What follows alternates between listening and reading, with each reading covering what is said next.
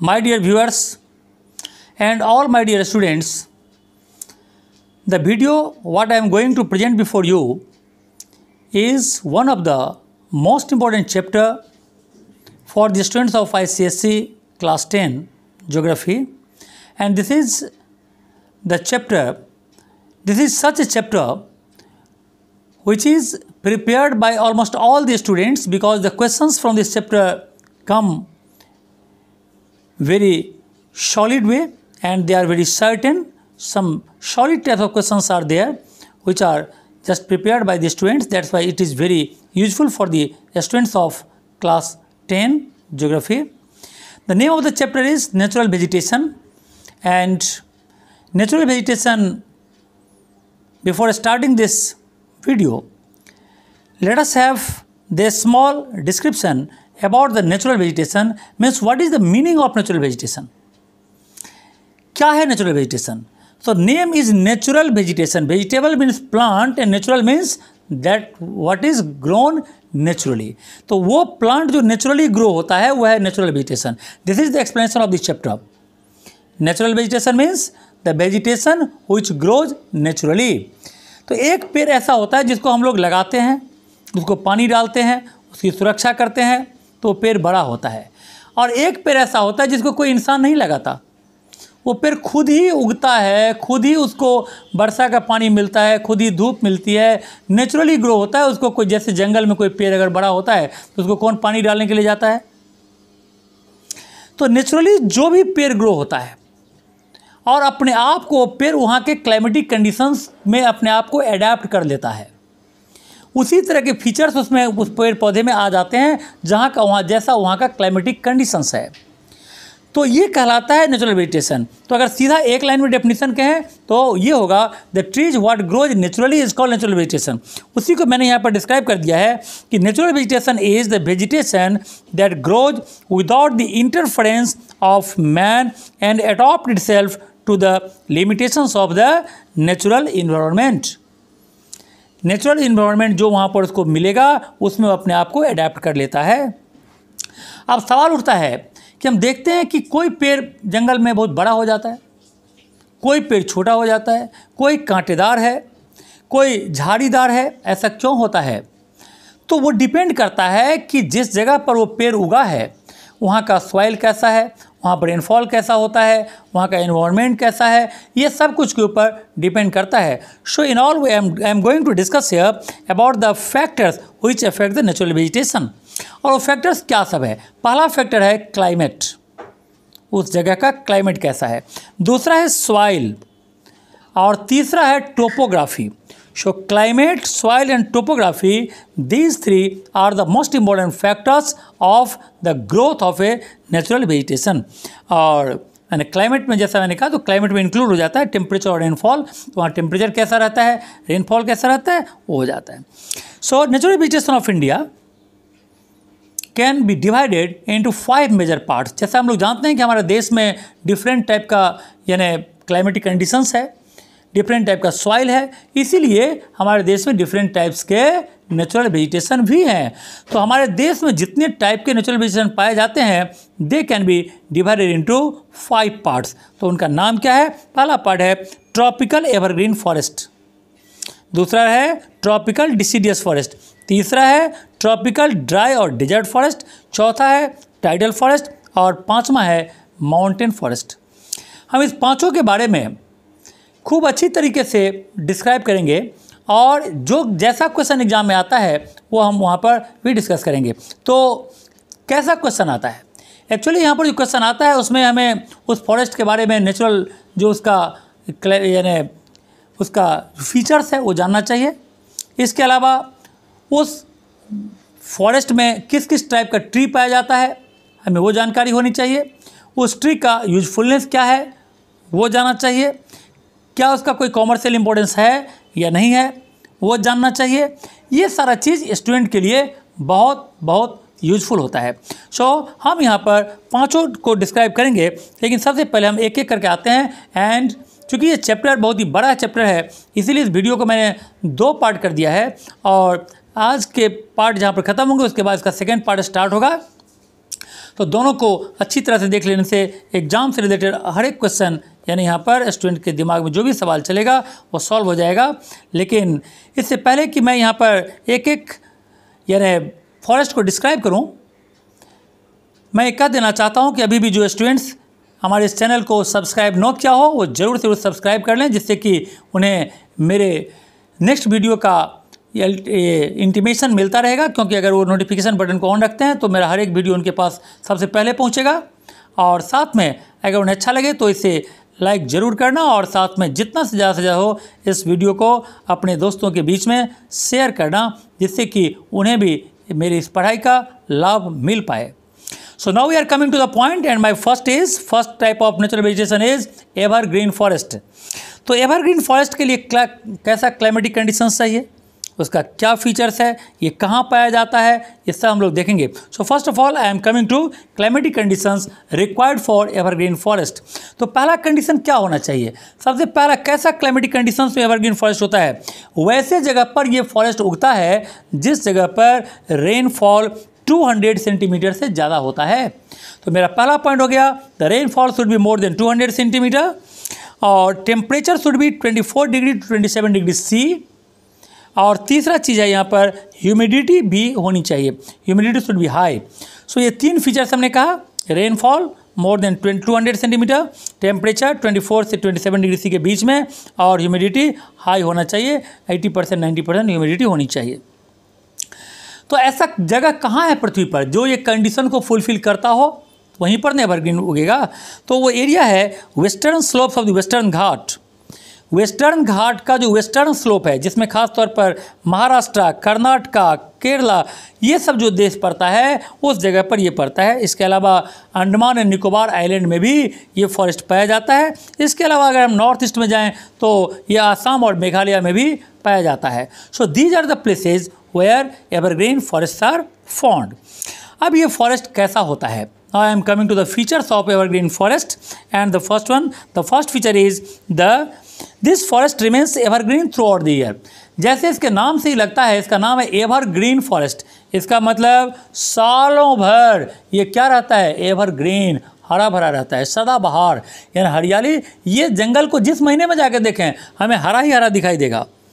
ऐसा क्यों दिखाई देता है, क्योंकि यहाँ का जो पेड़ पौधा होता है वो एक साथ से अपना लीफ शेड नहीं करता। कोई पेड़ अभी अपना पत्ता उसका झड़ रहा है तो दूसरा पेड़ जो है उसका पत्ता वो बाद में झड़ेगा। तो ऊपर से देखने पर हर समय पत्ते झड़ते और निकलते रहते हैं, तो लगता है कि पूरा जंगल जो है वो हरा भरा होता है। दूसरा है कि ये ट्रीज़, यहाँ के जो ट्रीज़ होते हैं वो काफ़ी ऊँचे होते हैं, काफ़ी ऊंचा, लगभग 60 मीटर और उससे भी ज़्यादा ऊंचा यहाँ का पेड़ पाया जाता है।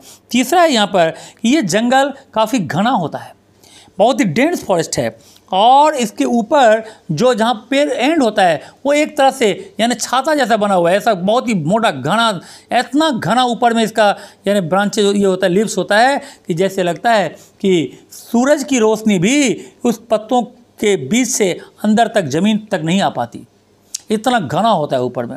तो इसीलिए सूरज की रोशनी ज़मीन पर आ ही नहीं पाती है, और इसीलिए वहाँ पर क्या होता है, तो नीचे में हर समय छोटे मोटे क्लाइंबर्स ज़्यादा होते हैं। इसके अलावा यानी यहाँ पर वेट रहता है, नीचे में थोड़ा सा पानी जैसा बना रहता है ना हर समय, क्योंकि वहाँ और ग्रासेज वहाँ पर होते ही नहीं हैं। तो ये ऐसा इसलिए क्योंकि सन का लाइट ही वहाँ पर नहीं पड़ता है, ज़मीन तक आता ही नहीं है सन का लाइट, ऊपर में कैनोपी इतना थिक होता है जिसकी वजह से। तो ये था इसका फीचर्स, एरिया और इसके क्लाइमेटिक कंडीशंस। हम लोग देखेंगे यहाँ पर कि इस फॉरेस्ट में कौन कौन सा मेन टाइप ऑफ ट्री पाया जाता है और इसका यूज क्या है। तो यहाँ पर 2-3 ट्री का नाम याद रखना चाहिए। कभी कभी एग्जाम में पर्टिकुलर ट्रीज़ का भी नाम पूछ सकता है, but mostly I think the students should remember at least 2 or 3 trees and their usefulness. And the first tree I am describing you here, what is found in evergreen forest is साल। साल tree, साल कैसा होता है, साल जो लकड़ी है उसका यूज किस चीज़ में हम करते हैं, पहला है बिल्डिंग कंस्ट्रक्शन के लिए, इसके अलावा फर्नीचर बनाने में इसका यूज़ किया जाता है, रेलवे स्लीपर्स बनाने में भी साल काठ का यूज़ किया जाता है। इसके अलावा दूसरा है टीक। टीक का यूज आमतौर पर शिप बिल्डिंग के लिए किया जाता है, जब हम लोग शिप बनाते हैं, SHIP शिप। इसके अलावा कंस्ट्रक्शन वर्क, जमीन यानी जो हम लोग घर बनाने में उसका जंगला, विंडो, डोर्स वगैरह में यूज़ करते हैं, फर्नीचर में भी इसका यूज़ होता है। इसके अलावा तीसरा है सैंडलवुड। सैंडलवुड का यूज़ आमतौर पर हम लोग यहाँ पर हैंडीक्राफ्ट के लिए तो करते ही हैं, और साथ में परफ्यूम वगैरह बनाने के लिए भी इस ट्री का यूज़ किया जाता है। और इसके बाद लास्ट चौथा मैंने यहाँ पर ट्री दे रहा हूँ वो है यहाँ पर महागनी। और महागनी ट्री जो होता है वो फर्नीचर मेकिंग के लिए होता है और शिप बिल्डिंग के लिए होता है। इस तरह से मैंने यहाँ पर इसके 4 ट्री और इसकी यूजफुलनेस को डिस्क्राइब कर दिया है।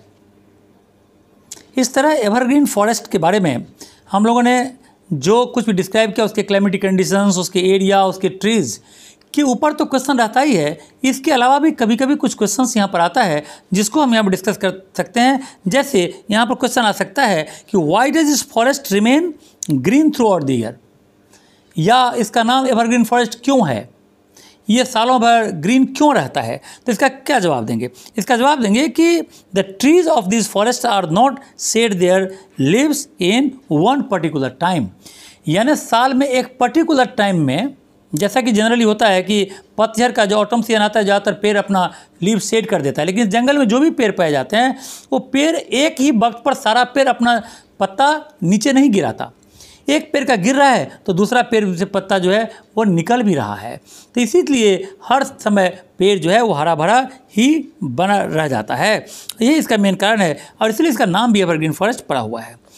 कहाँ से क्वेश्चन आ सकता है कि why the trees grow vigorously, इतना ऊंचा ये पेड़ क्यों चला जाता है, इतना लंबा ये पेड़ क्यों होता है। जैसे मैंने आगे कहा था कि ये पेड़ 60 मीटर से भी ज़्यादा ऊंचा हो जाता है, ऐसा क्यों होता है। तो अगर इसका जवाब दें तो इसमें यही होगा कि हाई रेनफॉल और हाई टेम्परेचर जिस एरिया में होता है वहीं पर तो ये पेड़ पाया जाता है, और ये इसके कारण so due to the high rainfall and temperature the trees of evergreen forest grow vigorously. सिर्फ इसी 2 फैक्टर से, due to high rainfall and due to high temperature से ट्री का हाइट इतना ज़्यादा होता है।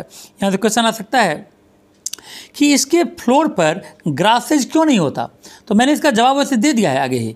क्या जवाब दिया है कि वहाँ पर सनलाइट जो है, इसका कैनोपी इतना थिक होता है कि सनलाइट पेनिट्रेट करके नीचे ज़मीन तक आ ही नहीं सकता, और बिना सनलाइट के ग्रासेज होगा नहीं। तो इसके अलावा यहाँ से क्वेश्चन आ सकता है कि why this forest have been not exploited. इस ट्री से ज़्यादा कुछ कॉमर्शियल इंपॉर्टेंस इसका नहीं है, इस ट्री को हम इजीली एक्सप्लॉइट नहीं कर सकते। उसका क्या कारण है? और इसका ये कारण है कि सबसे पहला कारण due to dense undergrowth.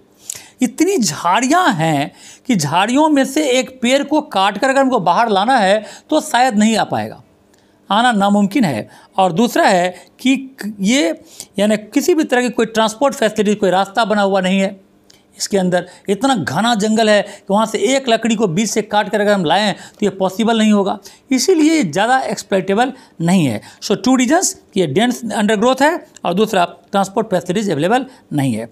Now we are coming to the next question. और नेक्स्ट क्वेश्चन क्या आ सकता है, हम लोग यहाँ से अब आगे बढ़ते हैं और मेरा पूरी तरह से ये पार्ट खत्म हो चुका है। दूसरा है यहाँ पर अगर क्वेश्चन आता है कि which are the most wide spread forest in India, सबसे ज़्यादा कौन सा ऐसा फॉरेस्ट है जो सबसे ज़्यादा एरिया को कवर करता है, उसका क्लाइमेटिक कंडीशंस क्या है, एरियाज क्या है, उसका फीचर्स क्या है, वो हम सब देखेंगे। यानी एवरग्रीन फॉरेस्ट को ख़त्म करने के बाद मैं अब दूसरे फॉरेस्ट पा रहा हूँ, उस फॉरेस्ट का नाम है डिसीडियस फॉरेस्ट। डिसीडियस फॉरेस्ट में अगर डायरेक्टली डिसीडियस फॉरेस्ट पर क्वेश्चन आता है कि write the features of deciduous forest, whatever trees are grown on deciduous forest, वो तो ठीक है। लेकिन अगर क्वेश्चन आता है कि which are the most wide spread forest in India, तो हम लोग क्या लिखेंगे? आंसर होगा डिसीडियस फॉरेस्ट। और डिसीडियस फॉरेस्ट के बारे में हम लोग देखेंगे उसका क्लाइमेटिक कंडीशंस, कैसे क्लाइमेटिक कंडीशंस में डिसीडियस फॉरेस्ट ग्रो होता है। तो सबसे पहला है कि वहाँ का रेनफॉल होना चाहिए 100 सेंटीमीटर से 200 सेंटीमीटर के बीच में, और टेम्परेचर 24 डिग्री से 27 डिग्री के बीच होना चाहिए। ये ट्री आमतौर पर जिस एरिया में पाया जाता है, ये 100 to 200 सेंटीमीटर वाला जो जगह है उसमें है बिहार, MP, छत्तीसगढ़, उड़ीसा, आसाम, महाराष्ट्र, तमिलनाडु, कर्नाटका, ये सब जो स्टेट्स है उसमें इस टाइप का ट्री पाया जाता है, यानी डिसीडियस फॉरेस्ट पाया जाता है। तो अब इसके बाद चलते हैं, इसका फीचर्स क्या है। इसका सबसे बड़ा फीचर्स है the trees set there leaves for about 6 to 8 weeks during summer. Summer के महीने में 6 से 8 सप्ताह यानी 1.5 से 2 महीने में यानी पूरा का पूरा जो ट्री है वो अपना लीफ शेड कर देता है। दूसरा फीचर्स ये होता है कि इकोनॉमिकली ये फॉरेस्ट सबसे यूजफुल होता है, economically they are the most important forest. और तीसरा है the trees have dense undergrowth due to the availability of sunlight. चूँकि इसमें सनलाइट आता है इसलिए यहाँ पर जो इसका अंडरग्रोथ है यानी ग्रासेज वगैरह है वो काफ़ी ज़्यादा होता है। इसमें ट्रांसपोर्ट फैसिलिटीज होती है तो बहुत इजीली इसके लकड़ी को काटकर हम बाहर ला सकते हैं। इसके अलावा इस पर जो नेक्स्ट क्वेश्चन आता है वो क्या है, वो है डिसीडियस फॉरेस्ट को हम लोग सबसे ज़्यादा कॉमर्शियली क्यों यूज़ करते हैं। जो अभी मैंने कहा कि deciduous forest are commercially more valuable than other types of forest, क्यों? तो पहला कारण हमने कहा कि जैसा कि ये फॉरेस्ट जो है वो बहुत ही डेंस नहीं होता, इजीली वहाँ से लकड़ी को काट कर बाहर किया जा सकता है, इसमें ट्रांसपोर्ट फैसिलिटी अवेलेबल है और साथ में इसमें जो लकड़ी पाया जाता है वो भी बहुत ही वैल्यूएबल टिम्बर्स पाया जाता है। खासतौर पर टीक, साल, सेमुल, सैंडलवुड, बैम्बू, ये सब इसमें काफ़ी यूजफुल यानी ट्री के रूप में पाया जाता है। तो इस तरह से हम लोग यहाँ पर ये देख रहे हैं इसमें कौन कौन सा ट्री इसमें पाया जाता है। अब हम लोग यहाँ पर एक एक ट्री के बारे में देखेंगे और उसका यूजफुलनेस क्या है वो देखेंगे। ओके, तो हम लोग अब देख रहे हैं यहाँ पर कि कौन कौन सा ट्री इसमें पाया जाता है। जैसा हमने पहले कहा तो सबसे इम्पोर्टेंट है यहाँ पर रोजवुड। रोजवुड का यूज क्या है? रोजवुड का यूज आमतौर पर हम इस रोजवुड से फर्नीचर बनाते हैं and building construction. So two most important use are there of rosewood. Another is sisam. Sisam it is also use for making furniture and building construction. And the third one is mahogany. Mahogany it is use for ship building and furniture making. तो इस तरह से ये तीनों ही जो would है वो इस ट्री में डिसीडियस फॉरेस्ट में पाया जाता है, काफ़ी इंपॉर्टेंट है और काफ़ी यूजफुल भी है। तो इस तरह से हमने यहाँ पर देखा कि दो फॉरेस्ट को हमने क्लियर कर लिया है, एवरग्रीन फॉरेस्ट, डिसीडियस फॉरेस्ट। और हमारा ये वीडियो आज यहीं पर ख़त्म हो जाएगा। हम अपने नेक्स्ट वीडियो में बाकी जो 3 पार्ट और बच गया उस तीनों पार्ट को यानी तीनों फॉरेस्ट और साथ में कंजर्वेशन ऑफ फॉरेस्ट के ऊपर वो वीडियो होगा जो काफ़ी यूजफुल होगा और दोनों ही को जोड़कर इस चैप्टर को पूरी तरह से कंप्लीट कर दिया जा सकता है। So wait for the next video and thank you for today.